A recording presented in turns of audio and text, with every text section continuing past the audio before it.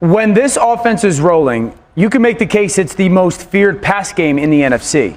And I know Detroit's pass game is potent. Obviously, we saw the Rams be spectacular yesterday. Jordan Love has had moments.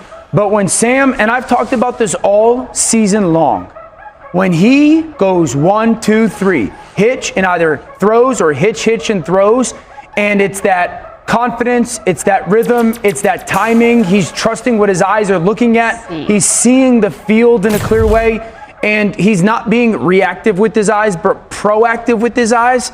He's a really, really elite quarterback, and that's when he plays top 5 level football. You are correct, sir. Yes! All right, Dan Orlovsky, I see that you are super excited about the turnaround of Sam Darnold's NFL career. This is Sports Guy talking that you guys are watching and listening to. I am Dustin Tran, your host, as I am here today to talk about how Sam Darnold revived his NFL career on the Vikings. Sam Darnold has led the Vikings to 7 straight wins as they are now 12-2 on the season. In fact, the Vikings are now within striking distance on potentially winning the NFC North division this season. Before I say anything else, though, I want to present you guys with the topic question. So, here it is. Can Sam Darnold lead the Vikings into winning the NFC North division this season? I'm not going to say yes to this question, but put that in pencil. I think it is a real possibility the Minnesota Vikings could win the NFC North division this year, and it is because the Vikings have a great squad around Sam Darnold. You look at how the Minnesota Vikings defense, they're elite. They know how to get to the quarterback at a high level. They blitz more than any other team in the National Football League. They're pretty good at blitzing the quarterback. They do a great job making sure that Aaron Jones gets 15 to 20 touches a game. He's done a great job running the football for them. But when you also look at the passing game of the Minnesota Vikings, they've got Justin Jefferson. He might be the best wide receiver in football, if not a top 3 wide receiver in football. He's playing that good right now. He has elevated the play of Sam Darnold. And then, of course, you got to talk about Jordan Addison, who is one of the better wide receiver 2s in the National Football League. He does a great job getting open. I get really excited watching the Minnesota Vikings offense because they are filled with playmakers all over the place. They have Hockenson at the tight end position as well, who is a top 10 tight end in the National Football League. Kevin O'Connell is also one of the best play callers in the NFL. You want to talk about setting your quarterback up for success? The Minnesota Vikings are the definition of it. You look at how Sam Darnold is constantly able to find his open man all the time, and that's because his skill players are very good. Justin Jefferson gets open a lot, which means that opposing teams have to double or even triple team Justin Jefferson, which opens up the rest of the game for others. You look at how Jordan Addison faces a lot of one-on-one coverage, and therefore Jordan Addison gets open a lot.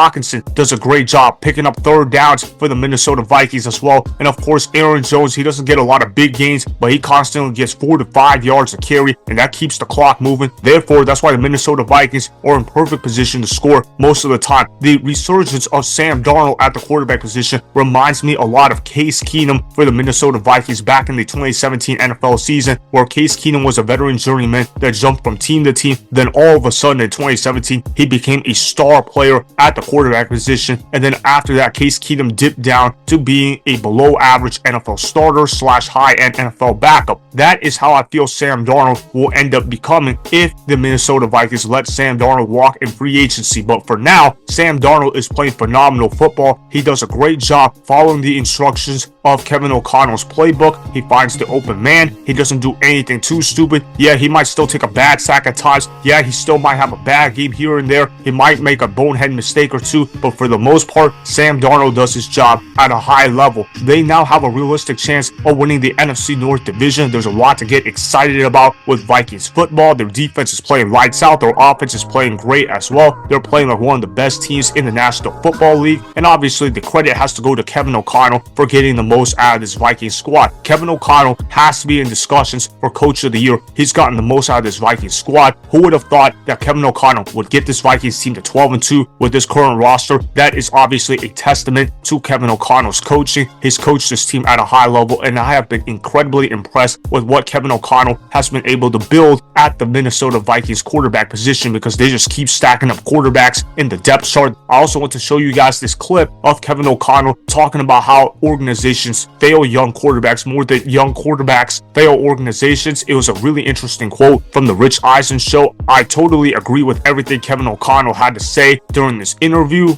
Roll the film. There's not enough emphasis put on the organization's role in the development of the position, meaning I do believe this, Rich. I believe that organizations fail young quarterbacks before young quarterbacks fail organizations, and that's not there's no specific example in my mind that I could give you of a team or a quarterback, but just overall 30,000-foot view, I think it's important to understand that every single one of these guys is on a journey, a very difficult journey, that they need the support, they need the teammates around them, they need the systems in place to ultimately try to maximize who they are and what their potential is, because you're still drafting players, Rich, off of potential. And then everything that happens from that moment to when that potential becomes a reality is really on the organization if you've got the right guy.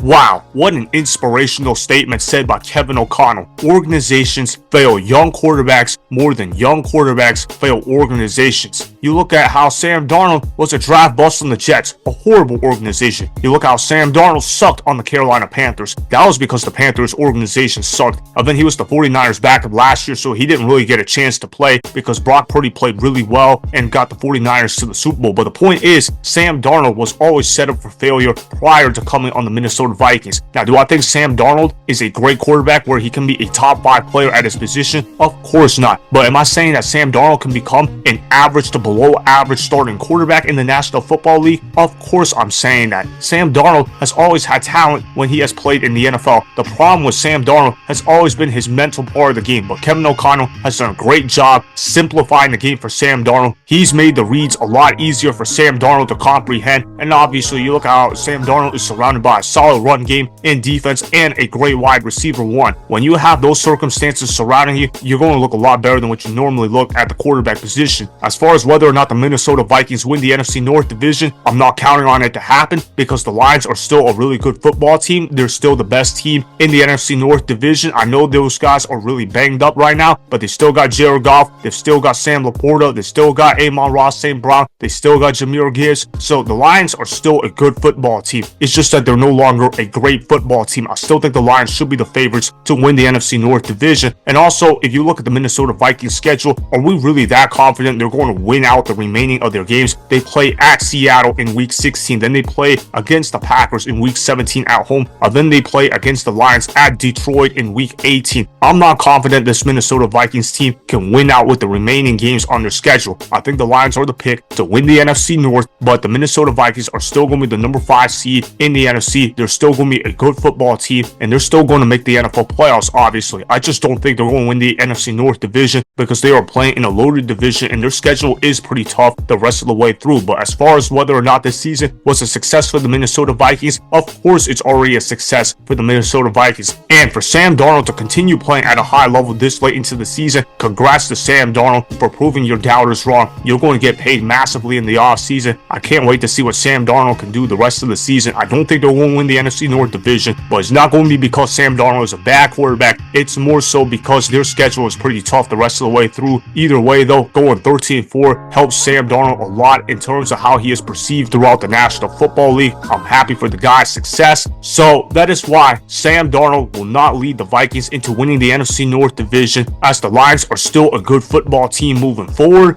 Remember, go ahead and subscribe to Sports Guy Talking, like the video, and please comment down below. If you guys do that, I'm going to shout you guys out in my Instagram story every Monday. That will be for the @DustinStran Instagram account. Make sure to follow me on Instagram @DustinStran and that Sports Guy Talking. Also, go follow me on Twitter @DustinStran. Again, go ahead and do those things that I just told you guys to go do.